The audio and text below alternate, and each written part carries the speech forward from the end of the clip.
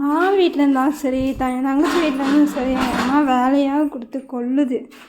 அதுவும் வேலை செய்து நான் சாப்பாடு மட்டும் செஞ்சு தராது. எதுக்குமா அதெல்லாம் எடுத்துகிட்ருக்குற?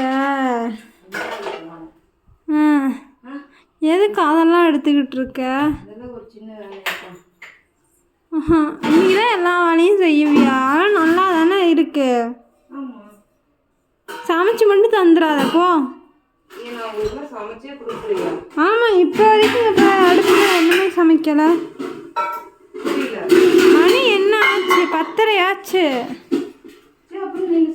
10:30 11 ஆச்சு. இந்த பாக்ஸ் எல்லாம் இருந்துச்சு, அதெல்லாம் அந்த பாத்திரத்தை போட்டு எடுத்து மேலே கமுத்திட்டா கொஞ்சம் டீசெண்டா இருக்கும். யாரா நீ தான் பண்ணுவியா? ஆமா, நான் ஒருத்தியை தூக்கி அடுக்க முடியுமா மேல? இங்க திரும்பி பாரு. இதுதாங்க நடக்குது எங்க வீட்டுல. நீங்களே சொல்லுங்க, கேமரா ஆன் பண்ணிட்டு நீங்களே சொல்லுங்க, நான் ஒருத்தியா தூக்கி மேல போட முடியுமா? கூட சரி, எதுக்கு அதெல்லாம் எடுத்துட்டு இருக்க? பிரியாணி பாத்திரம் 2 மேல கமுத்திட்டு இதான் கமுத்திடலாம், வேலை முடிஞ்சிடும். குட்டி குட்டி இதுல ஒரு பாக்ஸ்ல போட்டு வச்சிடலாம். கிச்சன் வந்து கசனே இருக்கு, ஒரு நீட்டாவே இல்லை. அவ்வளோதான். அந்த இது தோசைக்கு ரெடி பண்ணி வச்சுட்டு, ரெடிமேட் தோசை தான் ரெடி பண்ணி வச்சுட்டு நம்ம போய் குளிச்சுட்டு வந்து. ரெடிமேடு தோசையா? ஆமாம். இது எப்போ வாங்கின? இது எப்போ வாங்கினது இல்லை, ரெடிமேடாக நான் மாவு கரைக்கிறது.